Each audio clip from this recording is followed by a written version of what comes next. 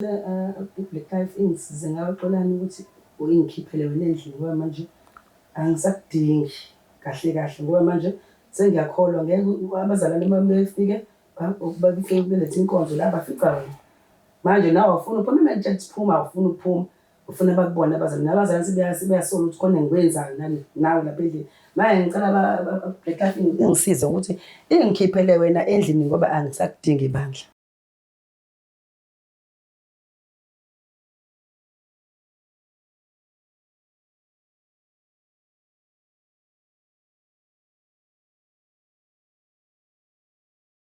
Phinde ngithathe leli thuba kubingelele mbukeli we-Black Life TV isiqephu sesithi izinkinga zomndeni with myself uMlangeni uMagasela.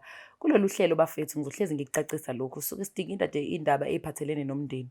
Ngiyayibona lezi ukuthi wena uyajola unenkinga emjolweni nazo zinendawo yawo. Kodwa mina uMlangeni uMagasela strictly ngifuna ukwazi ukuthi emndenini nenza kanjani ukuthi nihlale ngokuthula, nihlale futhi nangothando, enibambisane, nifike kwi-common ground ukuthi okay, la ekhaya thina sifuna ukuphilisana kanje.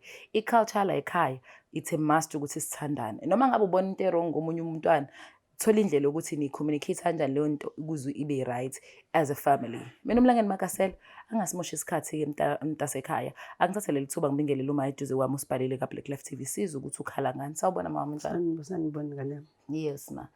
Ngicela bandla sithando sami uthathe ithuba ubingelele umbukelo we-Black Life TV bese uyazisho ukuthi ubani. Ufisa sikusize ngani thina la ekhaya? Sanibonani-ke babukeli be-Black Life TV. Nami ngizocela usizo la ngoba nginenkinga enginayo. Ngashona lo myeni wami 20 years ago. Okay. Uma eshona umyeni wami ngasala nje ngedwa.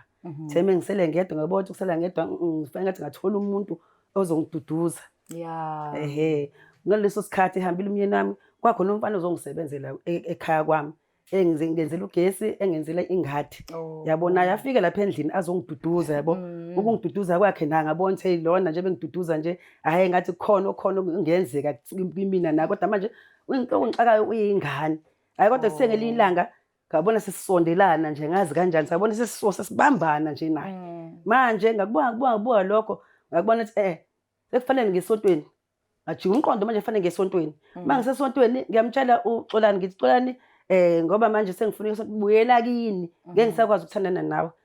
Ngeke ngisakwazi ukuthandana nawe sekufanele mina ngesontweni manje uyanqaba uXolani akafuni. Kufika abantu besonto bengilethela inkonzo. uXolani ngimtshela ukuthi Xolani awuphuma kancane ngoba kuza abantu benkonzo akafuni uXolani ufuna ukubonakala. Angisazi ke manje ukuthi kufanele ngenze njani mina ngoXolani ngoba abantu bako bahamba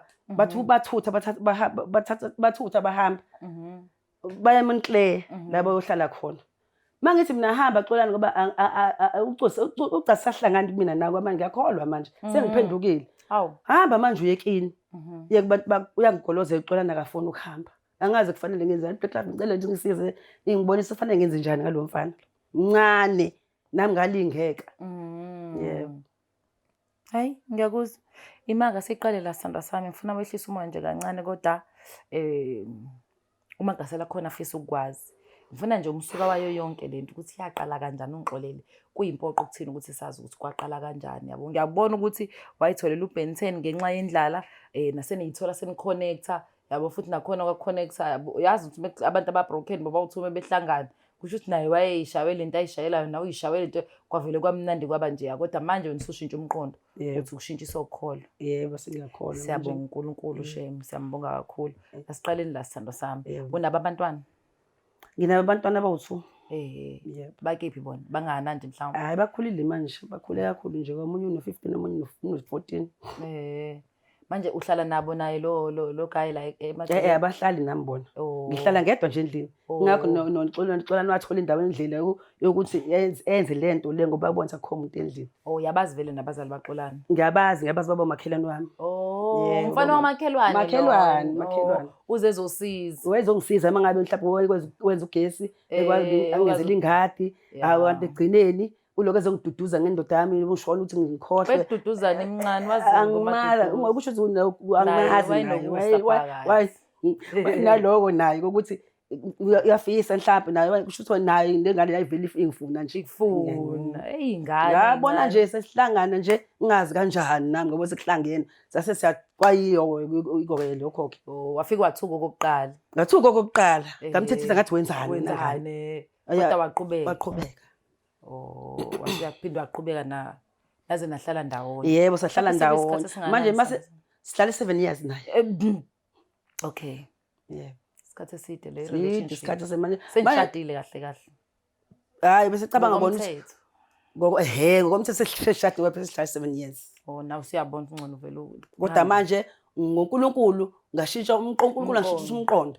ukuthi lento engiyenzayo ikho right nalengane incane fanele vele ngihambe ngenkonzweni nje mase ngisenkonzweni ke akusavumi ngihlangane naye manje yena akasafuni ukusuka kumina yabo angisazi fanele ngenze njalo izwi lihlaba inhliziyo wabona ukuduka wena yebo ke wasuyafuna manje into zakho ihlangana manje uqolane nje wemncane emingaka umchaza intombi mengakaza kuhluphe yini ngama challenges okutshola naye for past 7 years kuthiwa abafana behlupha abafana bayahlupha nami ngisho njalo angizwakazi ukuthi akazi ube nenkinga ukuthi ukuhlupha amantombazane kuthiwa behlupha ngiyaphinda futhi abafana bayahlupha ngamantombazane wena akazi ube nenkinga enginjalo waye ngihlupha amantombazane iPhone wenze njani iPhone banjwe yimina ucingo hawu sicabane nawo watshele azwakhohle iwona naye wazwabheka wena manje usebheke wena bheke mina kodwa manje senginenkinga mina sengifuna asuke phela ahambe ngoba manje singakholwa mina abazalwane bafika lapha okwami lethe inkonzo bahleze bemfica nami ngithi akahamba akafuni ukuhamba ngiyangigolozela akekho nje umuntu waziyo ukuthi seniphile kwenzakala mhlawumbe akazohlejwe nje endaweni kuthiwa lo mama odla uBentheni ngeke phela bangakhuluma umakhelwane kodwa mungenankinga anginandaba futhi benginendaba yebo manje ngoba nami uBentheni nami ngangiyithandela phela nami yena ukwamconfronta kodwa sithando sengamconfront kodwa manje lutho akezwa mshini mhlawumbe uthini memumtshela ukuthi akahambi uthi mina ngamhlukanisa nentombi zakhe hawu angikakazange ukujola ngabe nayo sayashada usenza yonke into mina ngihlezi naye la ngimmbambezela mase singumthetho akahambi yakayenzeni naleyo nto akayindawo unamanga kodwa mombuka siyayicabangela nje sengiyakubona kwaNkulunkulu kokufika kwakhe kubalekile ukufika kwemvana empilweni yomuntu ngeke ngimazi noma unamanga noma uqinisile kodwa angazi mina ngazi ufuna ngenze njani ngale ngane okay kahle sifisa thina ka Black Life TV simkhipha uxola la sizomtshela ukuthi akabuyele kubo nje bahambe usehambe for 7 years kubo yebo 7 years la for 7 years bathutha abazali bakhe la wasala lena la kumina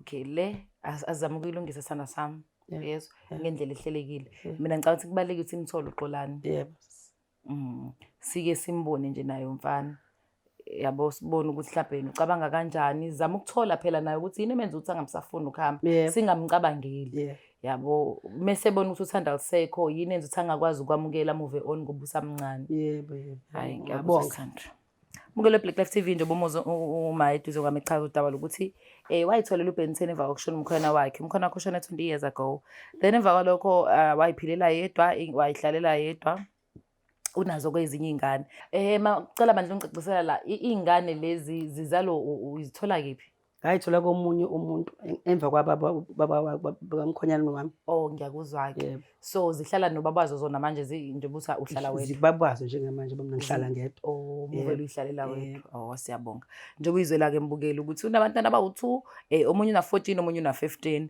kodwa ihlala kababa owamthola emva kwamkhonyana wakhe emva lokho wasayitholela uBentheni wakhe sebethandana naye for 7 years and bihlala ndawonye kodwa manje inkinga esikhona izwi lavele lahlaba inhliziyo kama wabona ukuthi ngeke lento le uduke ngempela ukuthi athana nengane encane enginayo wasiyabona ukuthi fanele wabuyisa umqondo wasiyabona cala ayitshele ngane ukuthi ayihambe la lento ayenzayo ayikho right manje ingane ithi ayihambi ayindawo wo mina umlangeni Magasela senzeni kanje bafethu azama ukuthola umntwana sibone usokwazi ukulungisa inlo daba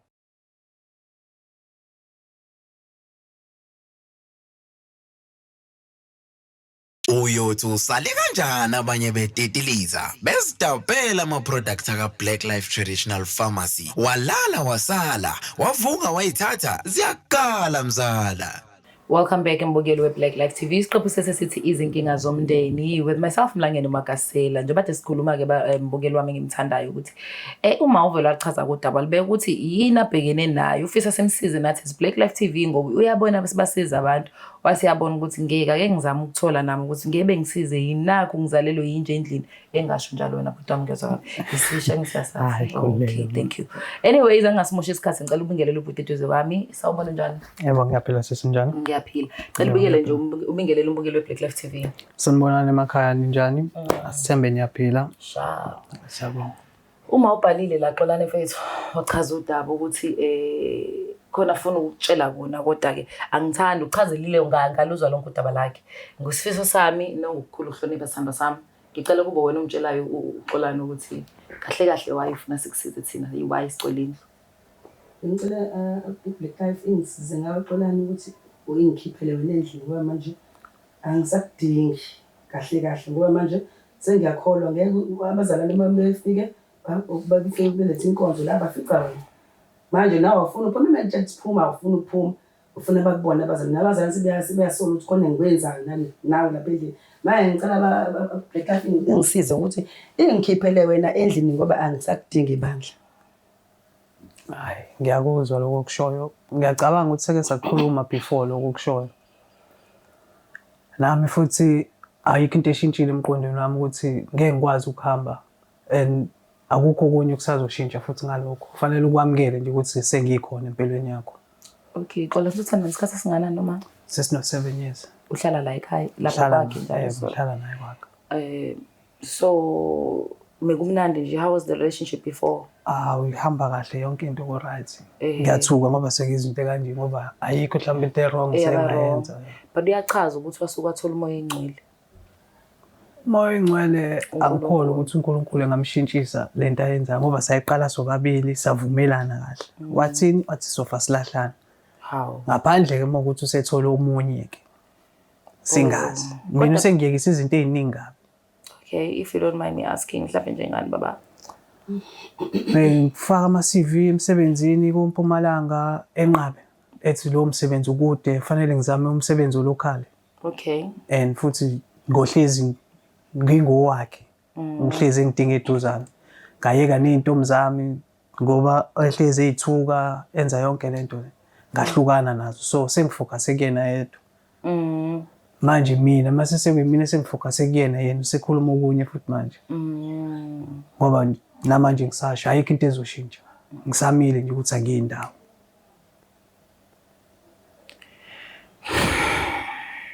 Kodwa yazi kuyenzeka Xolani umuntu ashinto mhlawumbe manje bayesho ukuthi yena ePumalanga mhlawumbe kude ngoba phela uthando latsavutha amalanga.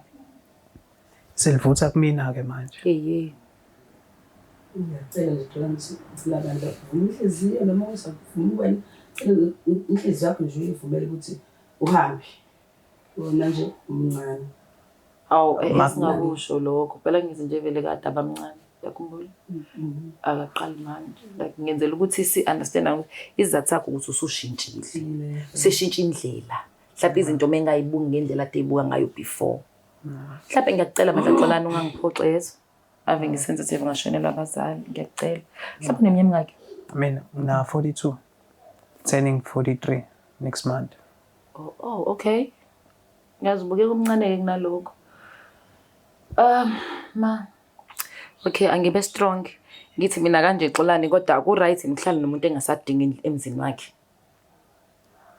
angithandi ukuphatha kambi nawe and ngiyalizwa iside lakho bra wami uhlale nomuntu for 7 years yonke into kwakhona izinto oyikayo ngoba uthanda yena washiya nezintombi zakho nayo ushilo ukuthi nezinto esengijwayeze zona sengizoyithola manje uyena wangijwayeza mhlawumbe lenkulumo leyo ukuthi yena uNkulunkulu usefikile qale nini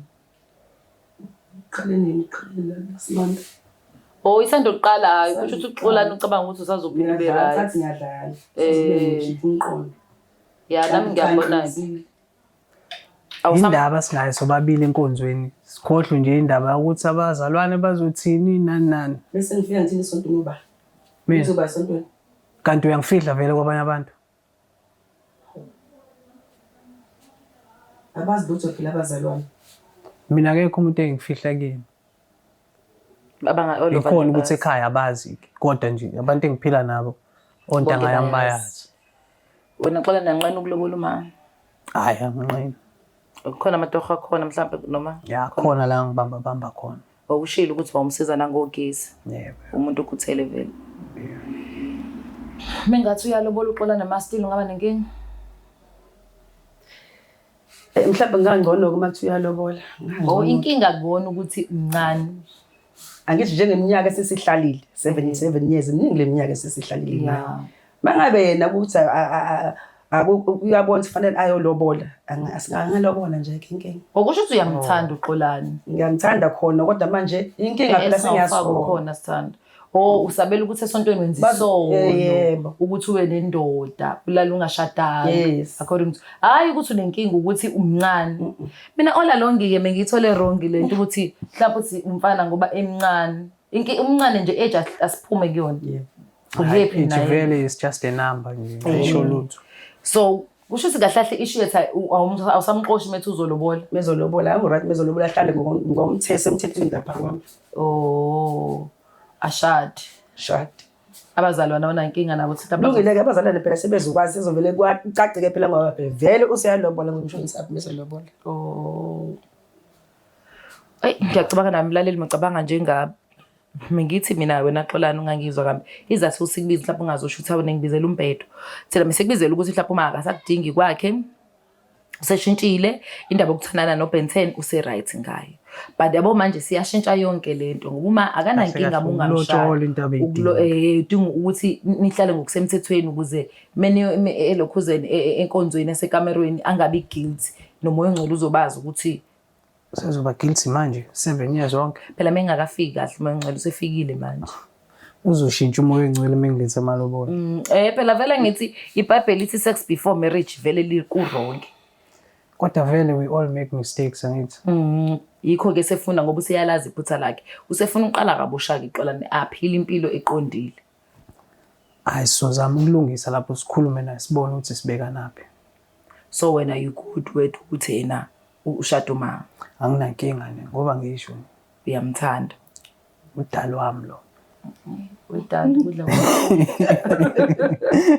wajabula udali hayi shame amantombazane abantu besifazane rara usuma wakwenza intombazane lengane kodwa yeah anyways well, how do you feel the game because I don't think ukuthi le issue kade ngibonile nje impela saqala ukukhuluma ukuthi muvutha vuvu manje ngiyabona ngathi kuyehla ngoba uGayi usethena the lobels yes usu right hayi ngiright ke manje so senze njani ke manje ingakahlanganisi imali bangabe hlala abe raise imali la ekhaya noma abehamba yo raise imali afike sezokhokha bese uyahamba nje ukuhamba mengithi akathi uhlehla kancane bese uzolobo uzonqaba nje ukuhamba kodwa uyamkhola ukuthi angakulobola phela wena wazi ama capabilities zakhe ngoba vese nemali yakhe ayenzayo ubeka uyiletha kumina nemali la ekhaya ungcono ke yazi right ke sakujabulela ke ma sakujabulela yazazi ingane zami uyayithanda wena ingane ngaphandle hayi anginayo mina ingane ngaphandle ngempela kodwa mama kuzoba wrong usuxosha ingane fanele abe yamithi sakudala mhlawumbe ngabada mthola umakoti uhleli nawo for 7 years so uyifonela intombi zakhe angifonela ithuka zaze zamyeka uyena wazwayeka ngoba ngithi ngifuna ukwenza iqiniso ngoba uthi ufuna ukwenza iqiniso ngayitshela ukuthi ngangifuna ukufeza injongo zami ngalesa sikhathi ngiduduza ngayo cishe ngathi udlala ngomuntu omdala hayi sengikhohle ukuthi ngiyi relationship guys ave ngikuthanda ukukhuluma ngiyaxolisa neza ngiyaxolisa kakhulu ngempela engicabanga ukuthi ayikho enye into esingayilungisa bafethu ngathi sesi right la andingi ngisho chwepheshe ni right nje bafethu lento nje ayidinga ukoniwa bafethu bukele Black Life TV njengoba izwele kumagasela ufike nje yabo ehlohlile sasiyamlinda uXolani wafika uXolani waseyachaza udaba lakhe nami ngilibuka udaba lakhe ngiyacabanga nje mfethu uhlala nomuntu for 7 years emva kwalokho awusajola awusenzi lutho usuyeke nemsebenzi ekade uyithola mhlawumbe amathuba ukuthi usebenze awuna mntwana ngisho noma umntwana uthanda umuntu emva kwalokho yena bese ethola umoya ongcwele la simaphi useyihamba wena so uXolani uvele wabayi kusho ukuthi uyachama kuXolani uvele wahlala la wachaza udaba lakhe wakhuluma ngamalobolo umagasela kusho ukuthi nami sinyama sithi Xolani mengase kuthunikezwe itholobolo uma contact ngitshela ukuthi ngeke lento mhlawumbe ingalungiseka wathi uma hayi phambi koNkulunkulu kuzobe sekulunge konke ngoba uNkulunkulu azwani nokuthi nenze ucansi ningashadile ucansi labantu abashadile bafowethu mina umlangeni magasela bafethu ngiyabonga kakhulu for ukuthi ninginikeze isikhathi sihlale nawe until kuze kuphele le episode siphinde sibonane ku episode elandelayo ngimthanda iBhadi Bye, I'm out. It's the Black Life TV.